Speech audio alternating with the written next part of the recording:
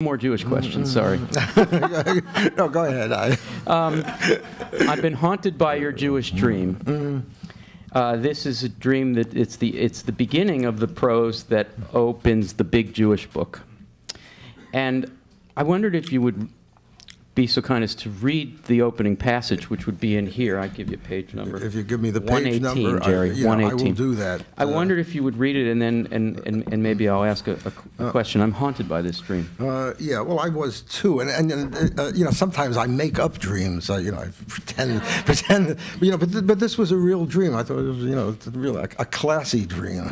Maybe read up to there. Okay. As far as that, sure. Yeah. Do you mind?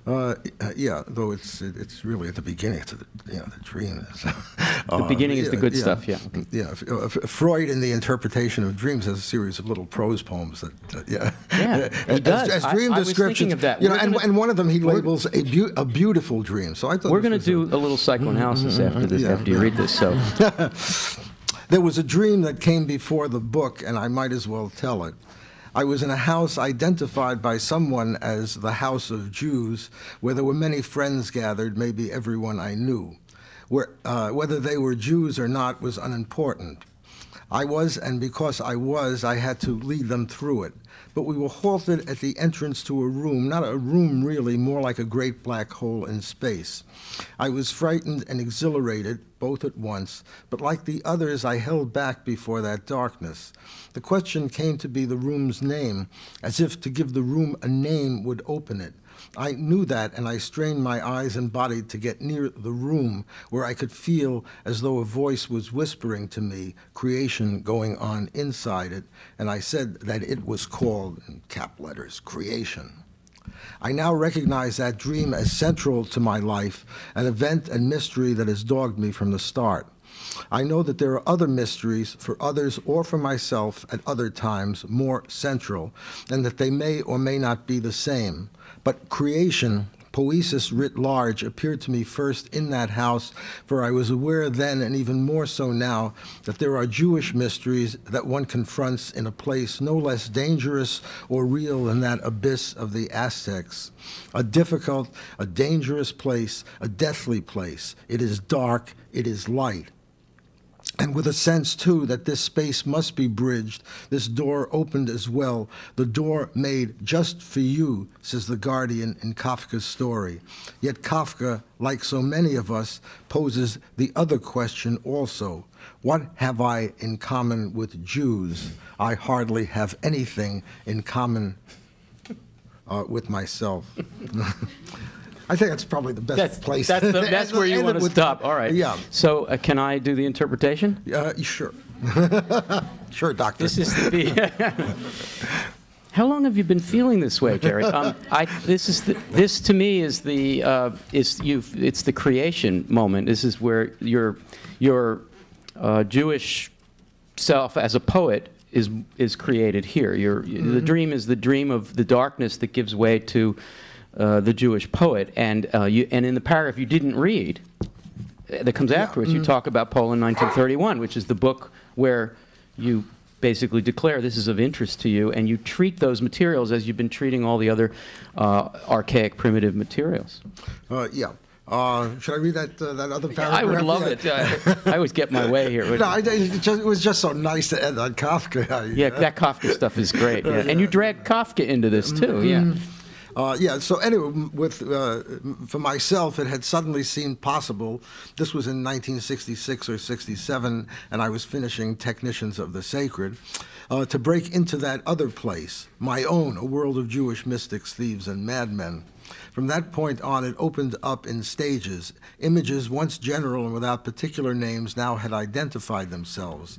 I let my mind and the words of others, for I had learned as well to collage and assemble, work out its vision of fantastic life, as Robert Duncan has called it for all poetry, an image in this instance of some supreme Yiddish surrealist vaudeville I could set in motion.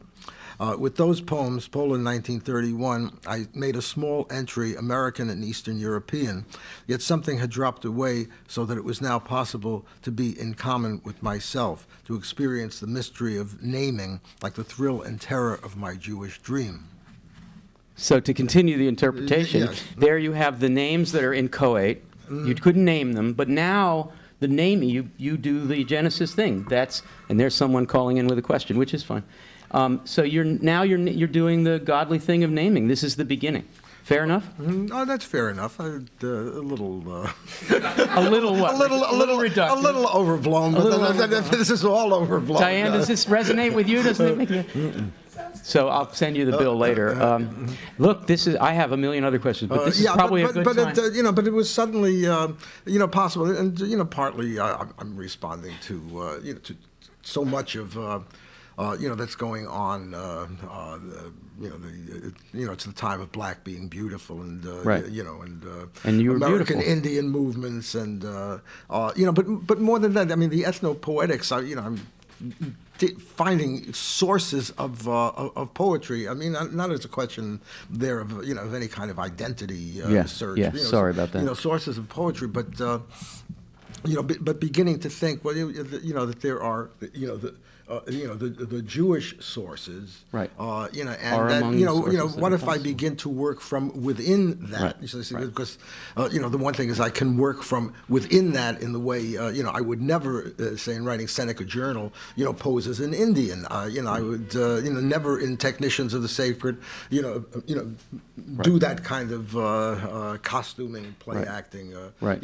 I mean, except if I could do it as a joke, right. but not in any serious way. So the surrealist vaudeville was made possible by this move. And the surrealist vaudeville, by the way, is David Meltzer gave me. Right. It's an apt name for that book. I really should have credited him. I'm not clever enough to come up Triptych with Triptych was made possible by this move. Triptych was made possible by it. But Triptych happened in stages. So yes, of course. The notion of bringing that together, right. And of course a bigger book was possible. The writing around the Jewish dream, writing right. the Jewish poem. The big Jewish book extends. A big Jewish book is 650, 700 pages of working through this in the manner of Technicians of the Sacred and Shaking the Pumpkin. Exactly. So that's that's part of it.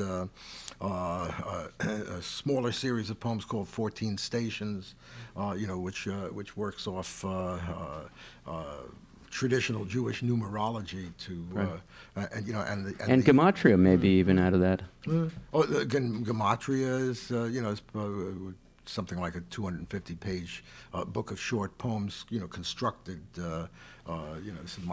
This is sort of my Jewish Ulipo.